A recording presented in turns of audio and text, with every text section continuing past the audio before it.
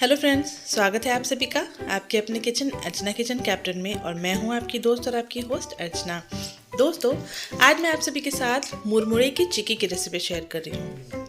अब संक्रांति आ गई है तो इसे घर पे बनाना तो बिल्कुल बनता ही है। तो क्यों ना इस बार मेरे तरीके से बनाया जाए। बहुत डिफरेंट तरीका से बनाऊंगी और इतने क्रिस्पी, इतने करारी कि पक्का आप मेरे ट्रिक को ज़रूर ट्राई करोगे। मतलब आप एक बार जब इसे मेरे तरीके से बनाओगे ना, तो वो जो घंटों बैठ के हम बनाते हैं ना पुराने तरीके से, वो तरीका बिल्कुल भूल जाओगे। और ये मुरमुरे की चिक्की आपकी भी फेवरेट हो जाएगी।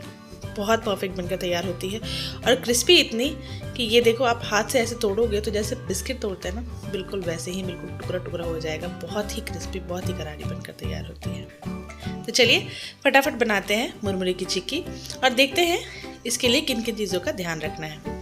तो इस मुरमुरे की चिक्की को बनाने के लिए पहले जो हम सबसे बड़ा ध्यान रखने वाला काम करेंगे वो ये कि हम यहाँ पे मुरमुरे को पहले थोड़ा सा ड्राई रोस्ट करेंगे। यहाँ पे मैंने करीब 3-3.5 कटोरी के आसपास मुरमुरा लिया है। आपको जितनी ज़रूरत हो उस हिसाब से आप इसे बढ़ा सकते हैं। अब इसे ड्राई रोस्ट इसलिए करना है कि कई बार ऐसा होता है कि मुरमुरे में थोड़ी सी सीलन लग जाती है और वो थोड़ा सा सॉफ्ट हो जाता है। उस केस में होता ये है कि ये जो चिक्की बनाते हैं ना, वो थोड़ी सी सॉफ्ट बनती है और वो दांत पे जाकर चिपकती है। तो इसे थोड़ा सा ड्राई रोस्ट कर लेने से ये प्रॉब्लम बिल्कुल सॉल्व हो जाएगी और बहुत ही क्रिस्पी करारी आपकी चिक्की बनकर तैयार होगी। अब ये देखिए, ज़्यादा नहीं, करीब 2 से 3 मिनट ही हमें इसे भुनना है और ये भुनकर तैयार हो गई है। अब इसे हम वापस से किसी कटोरी में, किसी बर्तन में निकाल कर रख लेंगे। अब वापस से उसी कढ़ाई में मैंने डाल लिया है करीब आधी चम्मच घी। अब घी जैसे ही पिघल जाए इसमें हम डाल लेंगे गुड़। तो मैंने यहाँ पे करीब 250 ग्राम के आसपास गुड़ का इस्तेमाल किया है। इतने मुरमुरे के लिए इतना गुड़ बिल्कुल काफ़ी है। अब मैं जो इस गुड़ का जो पाक बनाती हूँ ना, या फिर जिसे हम सिरप कहते हैं, जैसे हम चीनी का शुगर सिरप बनाते हैं ना, उसी तरह से ये गुड़ का सिरप बनाते हैं हम पाक बनाने के लिए या फिर चिक्की बनाने के लिए। तो उसके लिए क्या करना है, आप यहाँ पे पानी का भी इस्तेमाल कर सकते हैं। मैं नॉर्मली घी में बनाती हूँ और ये बहुत परफेक्ट, बहुत मज़ेदार बनकर तैयार होते हैं। इस ट्रिक को ज़रूर ट्राई करके देखिएगा। अब यहाँ मैं डाल रही हूँ बस 1 चम्मच पानी, बस। इससे ज़्यादा पानी बिल्कुल भी इस्तेमाल मत कीजिएगा।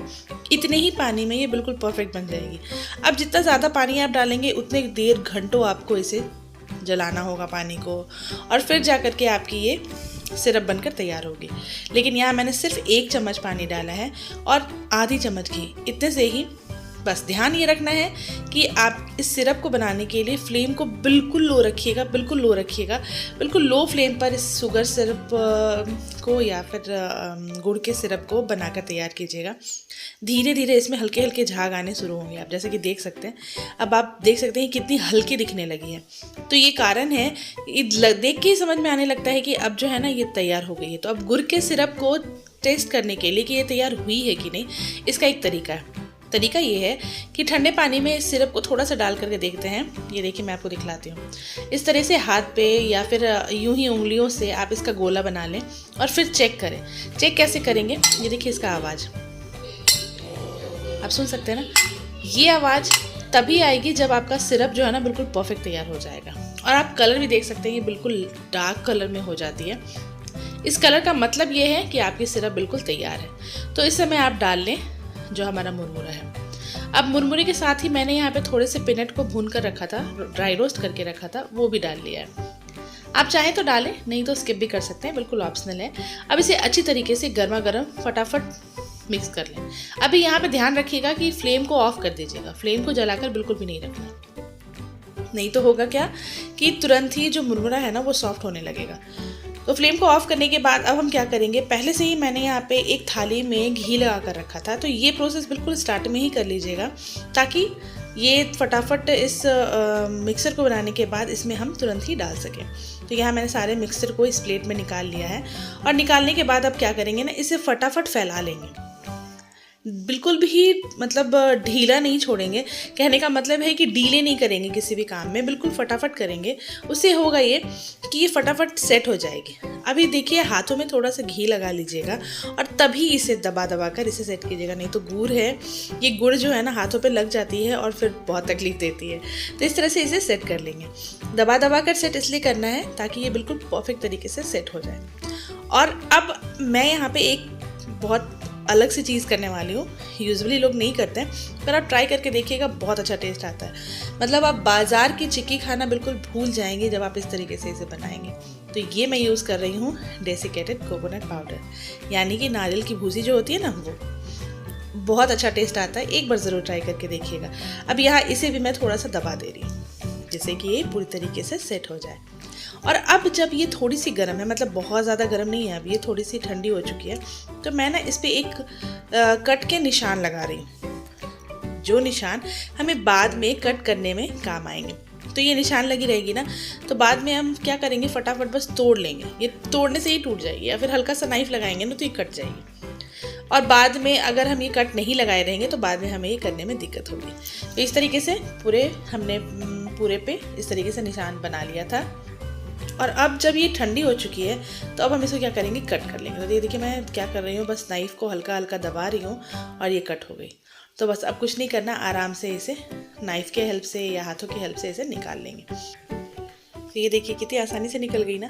अब मैं आपको दिखाती हूँ निकाल के, कितनी आसानी से प्लेट से भी निकल जाएगी। मतलब हमें कोई मेहनत नहीं करनी पड़ेगी और इतनी ही आसानी से ये प्लेट पे से भी निकल जाएगी, बिल्कुल प्लेट में भी ये नहीं चिपकेगी। तो ये देखिए प्लेट से भी निकल गई।